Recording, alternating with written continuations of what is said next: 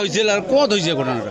এই রঘুনন্দনপুর শালবাড়ির দিকে মোর কাকার বেটা ভাইয়ে তার মানে টেলিকমত কাম করে এই কাম কৰি আহি থাকোঁতে ভৈটামাৰী আউটপোষ্টৰ এজন পুলিচে অভাৰ ড্ৰিংক তাত ক'ব নোৱাৰি এনেকুৱা ড্ৰিংক কৰিছে সি মানে ড্ৰিংক কৰি একদম এনেকুৱা কৰি লগাই দিছে মানে আগ চাইডটা একদম নোহোৱা কৰি দিছে আৰু টাটা মোবাইলটো আৰু বাইকখনৰ একেবাৰে নাই নাম্বাৰ প্লেট কোনো নাই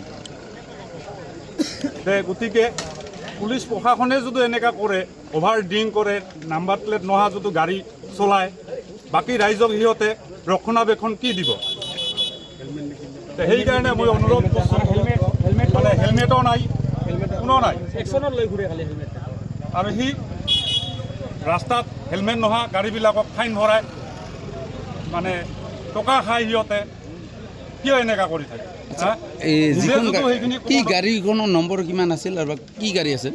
এই টাটা মোবাইল কিমান নম্বৰ আছিল? নম্বৰটো AS11EC 128 কি নাম আছিল গৰাকীৰ নাম?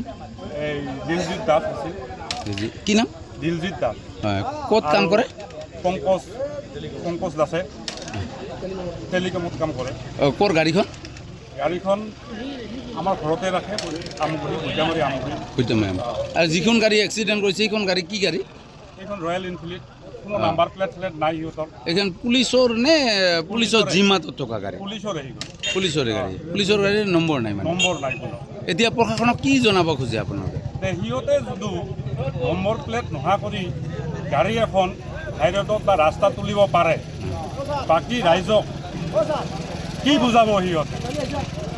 আৰু সেই দুজনৰ কেনেকুৱা অৱস্থা? সেই দুজন একো হোৱা নাই সুস্থ অৱস্থাতে আছে। ড্ৰাইভাৰো আৰু এক্সিডেণ্ট কৰা দুইজনে ঠিকে আছে? দুজনে ঠিকে আছে।